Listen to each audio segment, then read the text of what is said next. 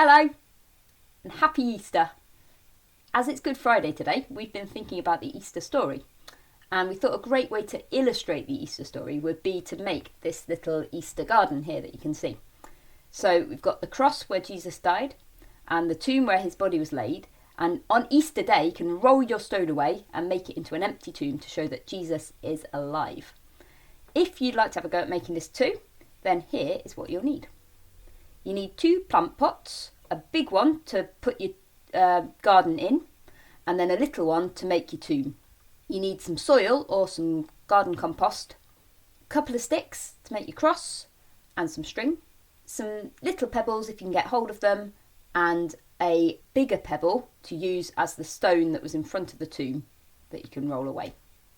The other thing you're going to need is the ability to forage for some greenery to put on it. So if you're a child and you're doing this, it's probably a good idea to have a grown-up with you at that point. I'll talk about that a bit more later.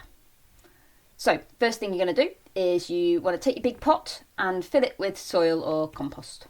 Pat it down, and then you're going to put your tomb in place. So make sure that it's quite far back in the pot, so you leave quite a lot of space in front, because that's where you want to be able to roll your stone away. So you want to make your hill next, so you're going to cover your plant pot, your tomb, in soil. Pat that down as well, and then now's the time to put your little pebbles in front of your tomb, just to make it look a bit more like a garden really.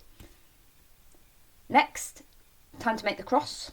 So take your 2 sticks, one bigger, one shorter, make them into a cross shape, and then just to keep them together, we tied some string around them, just like that.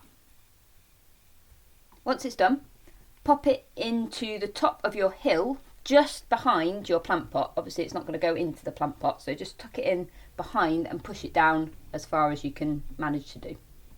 So you should have the basic structure of your garden now. It should look like a bit like that. Yours might look different, and that's totally fine. Next thing you want to do is find some greenery to plant in your garden. So it's totally fine to use weeds from your garden. That's what we did. We just looked around our garden to see what there was that we could dig up. If you are doing this, I just want you to really take care, because there are some plants that aren't good for your skin or can be poisonous. Most plants that you will find in your garden will be safe to dig up. So just make sure you've got a grown-up with you if you're doing it, and they know what they're digging up. Preferably something with a shallow root system, because it's not going to have much space. We found a few things, but this is what we settled on in the end. I think it's called bittercress. We found it growing out of some rubble in our front garden, and we also used some moss. If you can't find anything better than grass will do absolutely fine. And you know what? If you can't find things to dig up and you'd rather just buy some seeds and try growing them, then I think that's a great idea. So what we've done is we went foraging for our weeds and our plants and stuff, and we came back with some moss and some bittercress that we could pop onto our garden. So we pushed the moss onto the front, and because the bittercress was longer, we put that at the back, and we did just press it into the soil really. We didn't worry about planting it properly, just popped it on, pushed it down, and it seemed to work. And there you go, you got your finished thing.